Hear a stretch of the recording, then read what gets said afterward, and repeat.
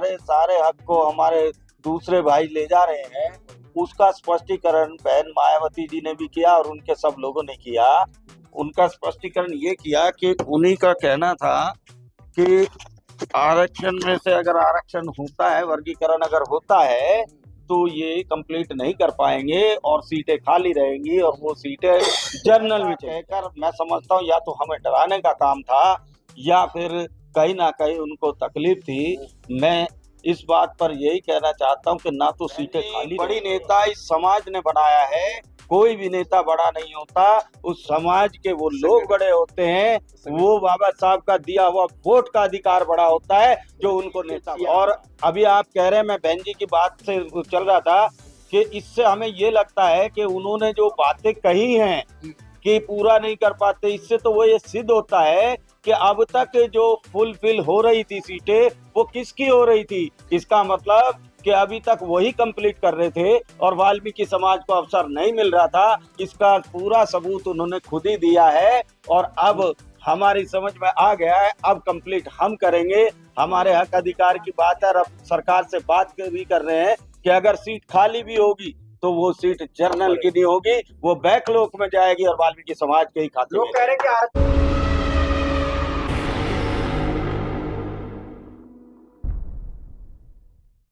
अखिल भारतीय सिपाही मजदूर Congress trade union 72-62 की एक बैठक दिल्ली में यहाँ स्थान पे हुई। राष्ट्रीय कार्यकारिणी की बैठक आदरणीय राजेश बेनीवाल जी की अध्यक्षता में सभी प्रदेशों के अध्यक्षों ने यहाँ पे हिस्सा लिया।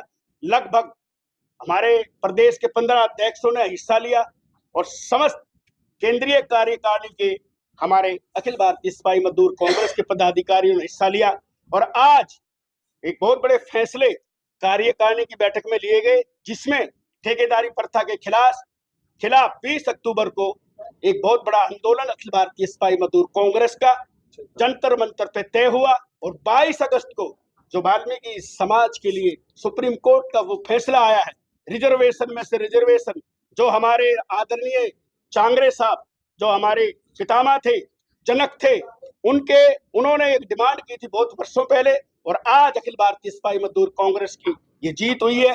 रिजर्वेशन में से रिजर्वेशन 5% का जो फैसला आया है, उसके लिए आज हमारे अखिल भारतीय सिपाही मजदूर कांग्रेस ने बहुत बड़ा ठोस निर्णय लिया है। इसलिए हम आज अखिल भारतीय सिपाही मजदूर कांग्रेस ट्रेड यूनियन के जो हमारे 72-62 के जो रता में ये एक कार्यकारिणी की बहुत केंद्रीय कार्यकारिणी की एक बहुत बड़ी बैठक, जिसमें जो कि 61 हमारे या 51 जो नामांकित कार्यकारिणी के पदाधिकारी है, उसमें से 38 और 15 एक 3 तिहाई बहुमत से राष्ट्रीय कार्यकारिणी 2 तिहाई बहुमत से एक राष्ट्रीय कार्यकारिणी के लोगों ने ट्रांसपेरेंसी से यहाँ पे हिस्सा लिया और समर्थन किया सभी फैसलों का, जो कि आउटसोर्सिंग का फैसला था और जो कि जो समाज के वर्गीकरण का फैसला था, ठेकेदारी प्रथा का था। 3-4 ऐसे एजेंडे थे जो कि पूरा का पूरा जो उन्होंने अखिल भारतीय सिपाही मजदूर कांग्रेस ट्रेड यूनियन के तमाम हमारे कार्यकारिणी केंद्रीय कार्यकारिणी के मध्य प्रदेश से, महाराष्ट्र से, राजस्थान से,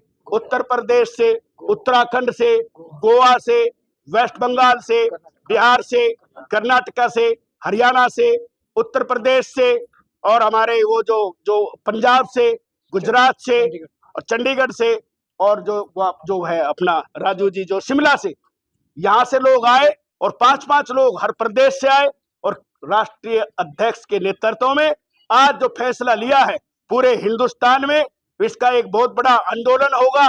और ये जो वर्गीकरण की बात है, वाल्मीकि समाज हर ताकत पे इसको लेके दिखाएगा। धन्यवाद। जय वाल्मीकि, जय भीम।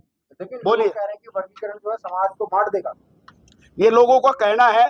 हमने सुप्रीम कोर्ट के फैसले को पढ़ लिया है।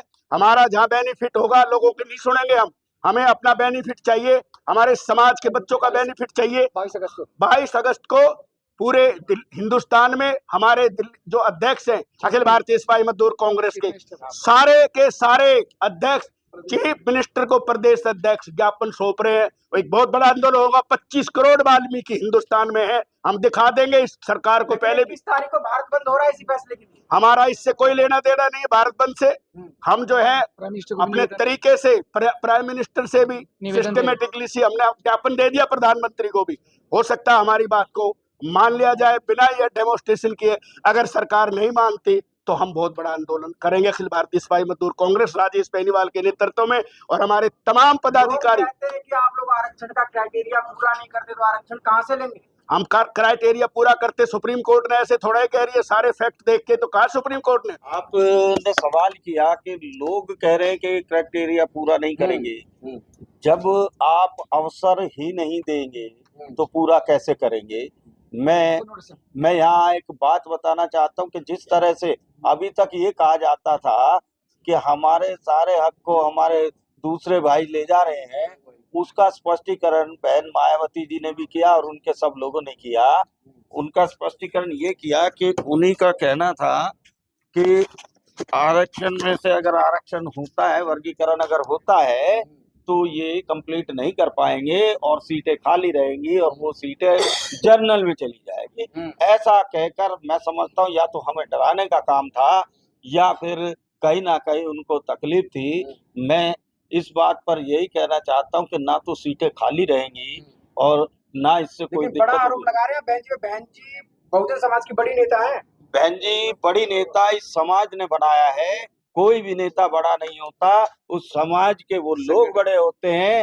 वो बाबा साहब का दिया हुआ वोट का अधिकार बड़ा होता है जो उनको नेता बनाता है। और अभी आप कह रहे हैं, मैं बहन जी की बात से चल रहा था कि इससे हमें ये लगता है कि उन्होंने जो बातें कही हैं कि पूरा नहीं कर पाते, इससे तो वो ये सिद्ध होता है कि अब तक जो फुलफिल हो रही थी सीटें वो किसकी हो रही थी। इसका मतलब कि अभी तक वही कंप्लीट कर रहे थे और वाल्मीकि समाज को अवसर नहीं मिल रहा था। इसका पूरा सबूत उन्होंने खुद ही दिया है और अब हमारी समझ में आ गया है, अब कंप्लीट हम करेंगे। हमारे हक अधिकार की बात है। अब सरकार से बात भी कर रहे हैं कि अगर सीट खाली भी होगी तो वो सीट जनरल की नहीं होगी, वो बैकलॉग में जाएगी और वाल्मीकि समाज के ही खाते में। लोग कह रहे हैं कि आरक्षण खत्म हो जाएगा इस फैसले के बाद।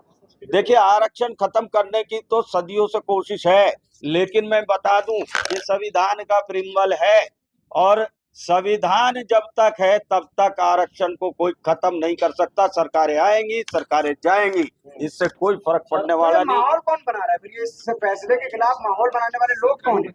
देखिए, फैसले के खिलाफ जब किसी का कुछ जाएगा वही आदमी माहौल बनाएंगे। भाई जिसको कुछ मिला ही नहीं वो क्या माहौल बनाए? मेरा समाज तो इतना भोला है कि इतने सुप्रीम कोर्ट के फैसले के बाद भी और इतनी भद्दी टिप्पणियां लोगों ने किया, उसके बाद भी हमने कोई ऐसा प्रत्युत्तर नहीं दिया है। हम सिर्फ ये चाहते हैं कि हम बाबा साहब के संविधान पर चलने वाले लोग हैं। जो दावा करते थे बाबा साहब का और बाबा साहब के संविधान पर चलने का, जो दावा करते थे कि हम सब एक हैं, जो दावा करते थे बाबा साहब की विचारधाराओं का, आज उनकी टिप्पणियों से पता लगता है कि वो बाबा साहब की विचारधारा पर चलने वाले लोग नहीं हैं। वो केवल अपने लिए और अपने निजी स्वार्थ के लिए बाबा साहब के नाम का इस्तेमाल कर रहे हैं और कुछ नहीं। सर मेरा एक सवाल है आपसे कि अभी आपने कहा जब तक भारत का संविधान मौजूद है, जब तक भारत का संविधान है तब तक आरक्षण खत्म नहीं हो सकता। लेकिन एक तरफ आप कहते हैं आरक्षण खत्म नहीं हो सकता, लेकिन दूसरी तरफ देखेंगे जो सबसे निचला स्तर का जो कर्मचारी है, जैसे सफाई मजदूर, आपके सफाई मजदूरी की बात करूं, अगर मजदूर की बात करूं तो यहाँ पर ठेकेदारी प्रथा के खिलाफ आप आंदोलन करने वाले, तो कहीं ना कहीं देखा जाए तो आरक्षण तो खत्म हो रहा है। प्राइवेट हो रही है, कंपनियां ठेकेदारी पर दे रही है सरकार, तो आंदोलन तो आरक्षण तो कहीं ना कहीं खत्म होता दिख रहा है। उसी का विरोध कर जो आपने बात कही है कि ठेकेदारी प्रथा की वजह से आरक्षण खत्म हो रहा है, इसी के लिए तो हम लड़ रहे हैं और यही लड़ाई लेकर हम जंतर मंतर पर 20 अक्टूबर को जा रहे हैं। और हम ये भी बता देना चाहते हैं कि जो सरकार, क्योंकि हमारा संगठन किसी सरकार का गुलाम नहीं है, हमारा स्वतंत्र ट्रेड यूनियन है, जो सरकार हमारी बात को अपने मैनिफेस्टो में डालकर हमें कंप्लीटली हमसे सीधी बैठकर बात करेगी और इस ठेकेदारी प्रथा को, सफाई के काम को ठेकेदारी प्रथा से अलग करेगी, वही सरकार सत्ता में होगी, वरना सत्ताएं पलटी है और पलट गई। आपको नहीं लगता कि कहीं ना कहीं सरकार गुमराह करने का काम कर रही है? एक तरफ ये आरक्षण बिल जो आरक्षण पे फैसला है उसको सरकार दूसरी तरीके से मोड़ तरोड़ रही है, लोगों जातियों के बीच में क्या कहते हैं जातिवाद फैलाने की कोशिश कर रही है, और दूसरी तरफ आपके जो जहाँ जहाँ पे आपको आरक्षण का लाभ मिलता था थोड़ा बहुत निचले स्तर पर, वो भी धीरे धीरे ठेकेदारी ला कर उसे खत्म किया जा रहा है। देखिए, सरकार हमेशा करती चली आई है और इसी तरह की चीजें रही हैं, क्योंकि राजनीति में वोट बैंक की राजनीति सबसे बड़ी राजनीति होती है और अब तक वो सरकारें करती चली आई हैं, लेकिन अब तक हमारा समाज या हमारे लोग उतने जागरूक नहीं थे। और अब मुझे लगता है कि खासकर वाल्मीकि समाज ने अपना जागरूकता का प्रमाण हमेशा दिया है। आपने पिछले चुनाव भी देखे हैं और उस चुनाव का ही ये नतीजा है कि कम से कम जिस आवाज को, जिस आरक्षण में से आरक्षण की डिमांड को हम 40 साल से उठा रहे थे, वो किसी ने भी कंसीडर नहीं करी, लेकिन आज भारत की सरकार और आज सर्वोच्च न्यायालय उसे कंसीडर करता है। तो उसका परिणाम है कि भारत की सरकार या राजनीतिक पार्टियों को कहीं ना कहीं अब दलितों की वोट और दलितों में भी वाल्मीकि समाज के महत्व समझ में आया है। और जहां तक आप कह रहे हैं कि ठेकेदारी प्रथा या ये सब चीजें, जो सरकार इस तरह का काम करेगी वो सरकार नहीं रहेगी, क्योंकि ये समय चला गया कि जब लोग थोड़ा सा बहका कर और कहकर अपनी तरफ वोट कर लेते थे या रुख कर लेते थे।